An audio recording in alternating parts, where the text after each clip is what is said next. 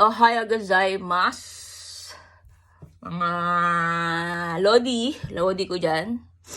So, magandang panahon ngayon. Nakikita niyo ba yung veranda ko? Diba? Ang ganda. Maaraw. After ng 2 weeks na ulan. Ano ba? Yun lang. Share ko lang yung breakfast ko. Tea.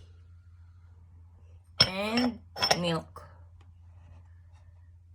Yun lang. Hindi ako nagda-diet pero hindi ko alam bakit ito yung binreakfast ko. Para good health tayo.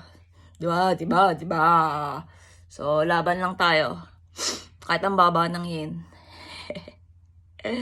But thank you, Lord. Thank you sa napakagandang panahon ngayon. Diba, mga Lods? Yan, tara, G. Ano tayo? Breakfast. So, ingat.